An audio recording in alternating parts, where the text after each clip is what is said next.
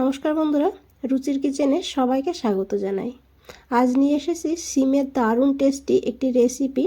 এইভাবে সিম একবার হলেও রান্না করে খেয়ে দেখুন।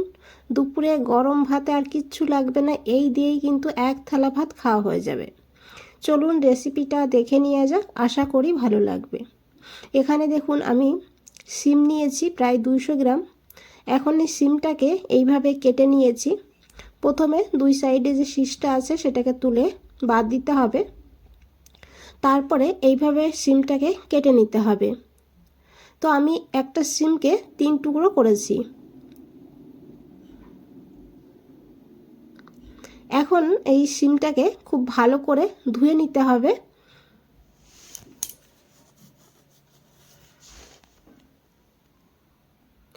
এখানে আমি সিমটাকে খুব ভালো করে ধুয়ে একটা প্লেটে নিয়েছি। আর এই রান্নাতে আজকে আমি পেঁয়াজের ব্যবহার করব, সেই কারণে এখানে ছোট দেখে দুটো পেঁয়াজ নিয়েছি। যদি বড় হয় একটা নেবেন, আমার এখানে ছোট তার জন্য দুটো নিয়েছি। এখন এই পেঁয়াজটাকে এইভাবে ঝিরিঝিরি করে কেটে নিতে হবে।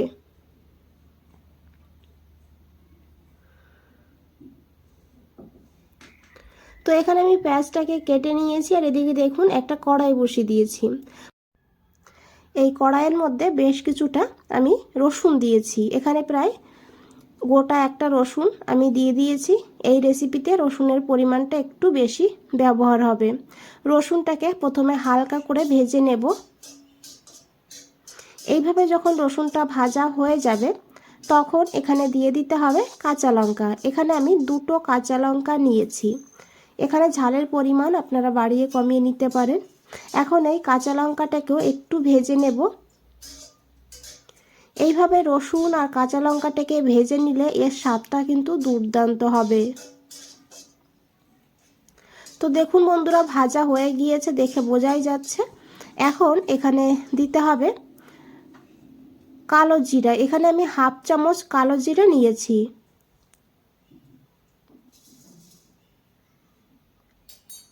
এখন এই কালো জিরাটাকেও ভালো করে ভেজে নিতে হবে। আর অবশ্যই গ্যাসের ফ্লেমটা লোতে রাখবেন, না হলে কিন্তু এগুলো পুড়ে যাবে, তখন কিন্তু টেস্টটা খারাপ হয়ে যাবে। লো ফ্লেমে ভালো করে এখন ভেজে নিতে হবে এগুলো আরও প্রায় 15 সেকেন্ড।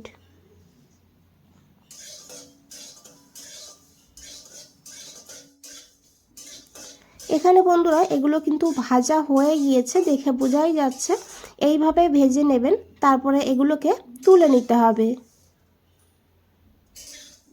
এখন এগুলোকে ঠান্ডা করে নিতে হবে।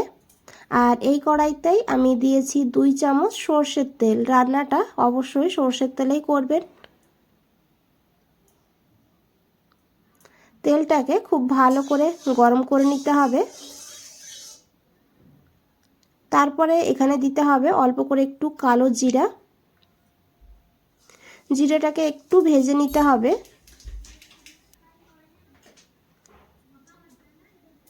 আর তারপরে এখানে দিয়ে দিতে হবে সেই কেটে রাখা সিমগুলো।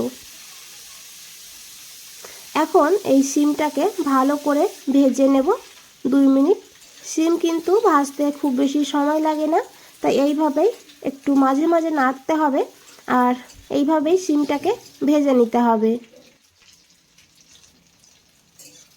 তো দেখুন বন্ধুরা, সিম কিন্তু এখানে ভাজা হয়ে গিয়েছে। এইভাবে সিমটাকে ভেজে নেবেন গ্যাসের ফ্লেমটা মিডিয়াম টু লোতে রেখে।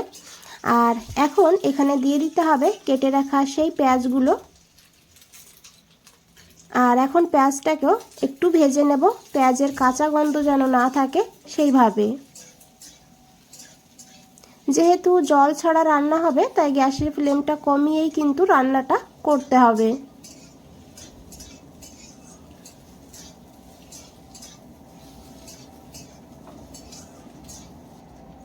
তো দেখুন বন্ধুরা, এখানে পেঁয়াজ ভাজা হয়ে গিয়েছে। এইভাবে পেঁয়াজটাকে ভেজে নেবেন।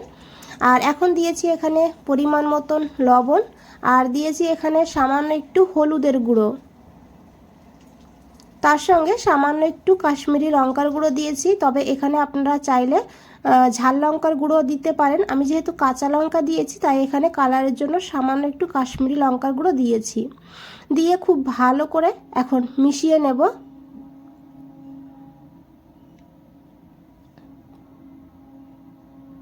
এখন ঢাকা দিয়ে লো ফ্লেমে 2 মিনিট রেখে দেব, যাতে সিমটা একটু সিদ্ধ হয়ে যায়। এদিকে দেখুন রসুনটাও ঠান্ডা হয়ে গিয়েছে। এখন এই রসুনটাকে বেটে নিতে হবে। তার জন্য আমি একটা মিক্সচার গ্রাইন্ডারে দিয়ে দিয়েছি, আর এর সঙ্গে দিয়েছি কিছুটা পরিমাণ ধনেপাতা। ধনেপাতার ডাঁটাটাও দিয়েছি দেখুন। এখন একটুখানি জল দিয়ে এটাকে এইভাবে বেটে নিয়েছি। এদিকে 2 মিনিট হয়ে গিয়েছে, ঢাকনাটা সরিয়ে নিয়েছি। এখন একবার খুব ভালো করে মিশিয়ে নেব। আর দেখে বুঝতে পেরেছেন সিমটা কিন্তু অনেকটা সিদ্ধ হয়ে গিয়েছে।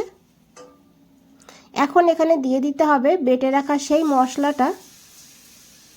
এইভাবে বন্ধুরা একবার হলেও রান্না করে খেয়ে দেখুন, অসাধারণ লাগে খেতে। আর এই রেসিপি থাকলে আর কোনো কিছুর প্রয়োজন হবে না, এই দিয়েই কিন্তু দুপুরবেলা খাওয়া হয়ে যাবে। এখন খুব ভালো করে এইভাবে মিশিয়ে নিয়েছি। তারপরে এখানে সামান্য একটু চিনি যোগ করেছি। একটুখানি মিষ্টি মিষ্টি হলে খেতে ভালো লাগবে, তবে আপনারা যদি দিতে না চান না দিয়েও রান্নাটা করতে পারেন। চিনিটাকে দিয়েও খুব ভালো করে মিশিয়ে নেব।